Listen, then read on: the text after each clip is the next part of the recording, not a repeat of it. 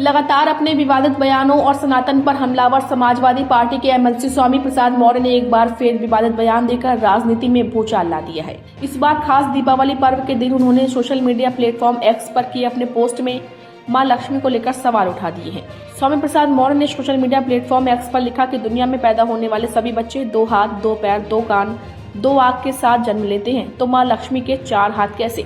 बताते चले कि इससे पहले भगवान श्री राम रामचरितमानस और ब्राह्मणों को लेकर भी विवादित बयान दे चुके हैं, जिसमें उनके खिलाफ एफआईआर भी दर्ज हो चुकी है। जिसके बाद एक बार फिर विवादित बयान देकर वह चर्चाओं में आ गए हैं। उनके इस विवादित बयान को लेकर बीजेपी के प्रदेश अध्यक्ष भूपेंद्र सिंह चौधरी ने सोशल मीडिया एक्स पर पोस्ट की है, जिस पर उन्होंने लिखा कि रामायण के अपमान पर चुप रहे। सपा मुखिया अखिलेश यादव की माता महालक्ष्मी के अपमान पर भी चुप्पी ये साबित करती है कि उन्होंने स्वामी प्रसाद मौर्य को राष्ट्रीय व सचिव बनाकर सनातन धर्म के अपमान का एजेंडा सौंप रखा है, जिससे ये साबित हो गया है कि सपा प्रमुख का खुद को हिंदू बताना, भगवान विष्णु और परशुराम का मंदिर बनवाने की घोषणा और अपने पूजा पाठ का प्रचार करना सब ढोंग है। अपनी तुष्टीकरण की राजनीति के कारण सपा प्रमुख हिंदू धर्म का अपमान कराने से बाज नहीं आने वाले।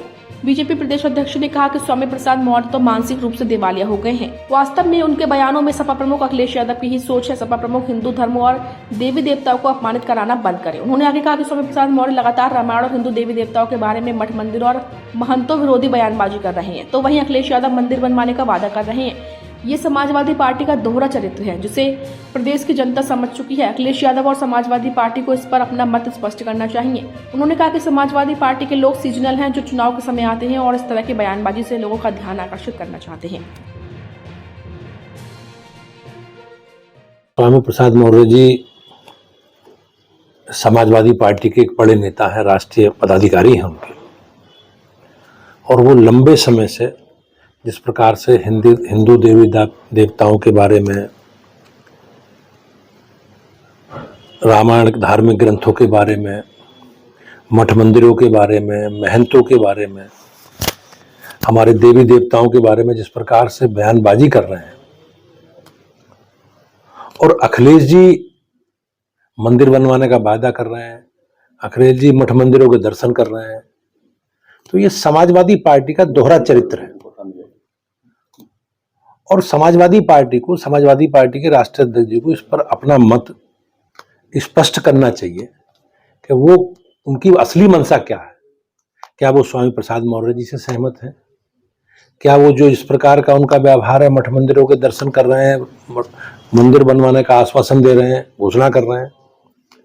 तो मुझे ऐसा लगता है कि प्रदेश देश की जनता समाजवादी पार्टी के दोहरे चरित्र को समझती है, और इस प्रकार का जो भ्रम पैदा करने वाली स्थिति है उसे समाजवादी पार्टी को स्पष्ट करनी चाहिए, और स्वामी प्रसाद जी के विषय में समाजवादी पार्टी का क्या मत है ये राष्ट्रीय अध्यक्ष जी को बताना चाहिए। सर, आपको लगता है कि 2024 को ध्रुवीकरण को साधने के लिए इस तरह की बयानबाजी हो रही है? जनता के जो विषय हैं, अब समाजवादी पार्टी प्रमुख विपक्षी दल के नाते जनता ने उन्हें जनादेश दिया है, और ये लोग सीजनल लोग हैं, चुनाव के समय आते हैं और इस प्रकार के नकारात्मक बयानबाजी करके लोगों का ध्यान आकर्षित करते हैं।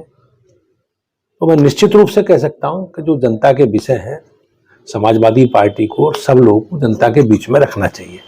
इस प्रकार की नकारात्मक राजनीति करने का अब कोई स्थान नहीं है, और प्रदेश और देश की जनता सब जानती है।